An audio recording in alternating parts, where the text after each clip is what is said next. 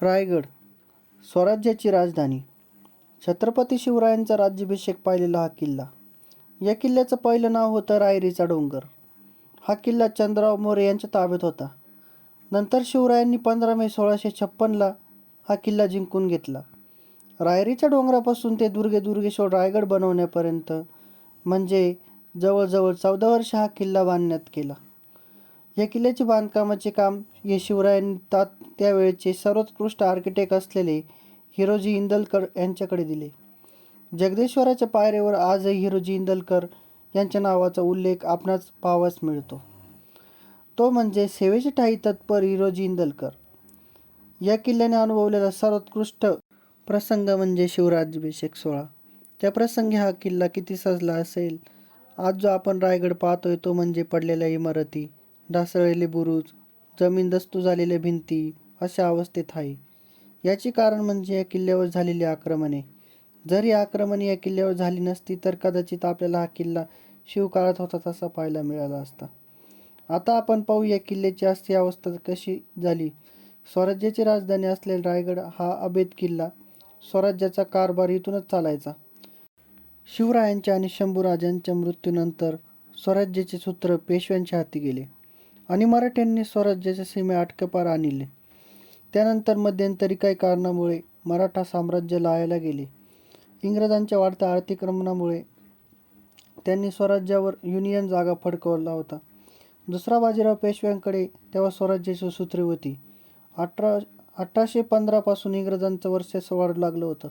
त्यानंतर इंग्रजांनी हळूहळू आपले पाय पसरायला सुरुवात केली आणि स्वराज्यातील किल्ल्यांकडे लक्ष वेधले.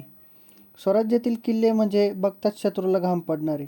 सह्याद्रीचे कडे आणि स्वराज्याच्या अस्मिते किल्ले काबीज करणं म्हणजे सोपी गोष्ट नव्हती. पण इंग्रजांनी आपले पाय एवढे पसरले होते की बरेच किल्ले इंग्रजांना काहीच न करता मिळत होते. रायगड जिंकण्यासाठी आलेल्या इंग्रजांना ही गोष्ट अशक्य वाटत होती. पण गनिमी कावा करून निर्माण केलेल्या स्वराज्याच्या राजधानीला एकाने फितूर केले आणि रायगड इंग्रज तो फितूर म्हणजे पोटल्याचा डोंगर. त्या रायगडावर झालेल्या हल्ल्याचा कोना आजही स्वराज्याची आणि शिवरायांच्या पराक्रमाची आठवण करून देतात. सन 1818 3 वर्ष अगोदरपासूनच रायगडचा अंत जवळ आल्याचं स्पष्ट जाणवत होतं. मराठ्यांच्या शेवटच्या पेशव्यावर सुद्धा इंग्रजांनी ताबा मिळवला होता. इंग्रजांचा एक अधिकारी कर्नल प्रत्यय त्याने 1818 मध्ये कोकणातील किल्ले घेण्याचा निर्धार केला होता. त्यावेळी रायगडावर 1000 सैन्याची तटबंदी होती. त्यामध्ये अरबी सैन्याचं भरण असल्याचा उल्लेख काढला जातो. इंग्रजांची एक फौज रायगड घेण्यासाठी महाडकडे निघाली. त्या पलटणवर मेजर हॉल होता. तो 24 एप्रिल 1818 मध्ये रायगडाच्या पहिल्यात असलेला पाचाड जवळ होता. तेव्हा पाचाडला 300 मराठा सैनिक होते. हॉलने त्या सैन्यावर हल्ला केला. त्या हल्ल्यात 20 मराठा सैनिक धारातीर्थी पडले आणि हॉलने पाचाडवर कब्जा केला. त्याच दिवशी प्रातरचे सैन्य महाडला येऊन पोहोचले आणि त्यांनी महाडवर ताबा मिळवला. त्यानंतर दोन्ही सैन्य एकत्र आली आणि त्यांनी रायगडला वेढा घातला. पण रायगडला जिंकण्यासाठी हॉलकडे पुरेशी फौज नसल्याचं त्याला वाटू लागले आणि इंग्रजांनी अजून एक फौज त्याच्या मदतीसाठी पाठवून दिली. ती फौज 4 मेला रायगडच्या पायथ्या येऊन पोहोचली. पण तोपर्यंत हॉलने खूप लढ्यात समोरच्या मोर्चावरून हल्ला चढवला होता आणि मराठ्यांचे काही मोर्चे उद्ध्वस्त केले होते. इंग्रजांच्या सैन्याने रायगडच्या रक्षणार्थ प्रतापगडावरून येणारी मदत थोपवून धरली होती. पण रायगड सहजासहजी मिळवणं इंग्रजांना अवघड वाटू लागले होते. तेवढ्यात त्यांचं लक्ष रायगडच्या समोर असलेले पोटल्याच्या डोंगरावर गेले आणि बघता बघता डोंगरावरून तोफा चढू लागल्या. पोटल्याचा डोंगरही तसा अवघड होता, पण त्या जागी इंग्रजांनी तोफा चढवल्या. अभेद्य रायगडावर कब्जा करण्यासाठी पोटल्याच्या डोंगराने फितुरीची केली होती जणू. त्यावेळी रायगडावर बाजीरावांच्या पत्नी वाराणसीबाई होत्या. इंग्रजांनी पोटल्याच्या डोंगरावर तोफा चढवल्या. वाराणसीबाईंना रायगड सोडण्याचा इशारा दिला, पण त्यांनी रायगड सोडण्याचा साफ नकार दिला.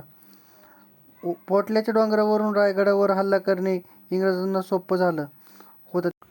त्यातून वाराणसीबाईंनी गड सोडण्यास नकार दिला आणि रायगडावर इंग्रजांच्या तोफांचा मार चालू झाला होता. बघता बघता रायगडाचा एक एक बुरुज निखळ जाऊ लागला. मराठ्यांकडून प्रतिकार सुरूच होता. पण इंग्रजांच्या तोफेपुढे मराठ्यांची युद्धसामग्री तग धरू शकली नाही आणि रायगड धुपीत राहिला. स्वराज्याचा लेखाजोखा असलेले दफ्तरखाना पूर्ण जळून खाक झाला होता. 4 मे 1818ला सायंकाळी 4 वाजण्यास सुमारास इंग्रजांच्या तोफेतून एक गोळा सुटला आणि वाराणसी बाईच्या वाड्याने पेट घेतलं. मराठ्यांच्या आणि स्वराज्याचा पाऊलखुणा हळूहळू मराठ्यांच्या डोळ्यासमोर धगधग जळत होते.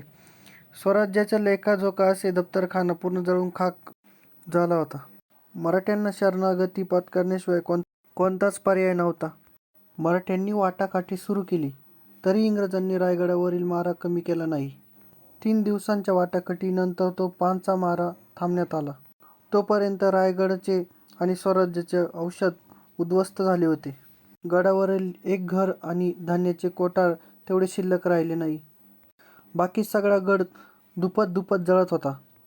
फक्त भग-नैवेद्याचे औषध रायगडावर शिल्लक राहिले होते. 10 मे 1818ला कर्नल प्रताप रायगडावर आला. त्याच्या समोरच मराठा साम्राज्याचे शिलेदार आणि रायगडाशी इमान असलेले मावळ्यांना खाली माना घालून गड सोडावा लागले. तर रायगड इंग्रजांच्या ताब्यात गेला आणि दुसऱ्या बाजीरावांच्या पत्नी वाराणसीबाई तहाच्या अटीनुसार पुण्याला रवाना झाल्या. पण स्वराज्याचं वैभव आपल्या हातातून इंग्रजांनी हिसकावून घेतलं होतं.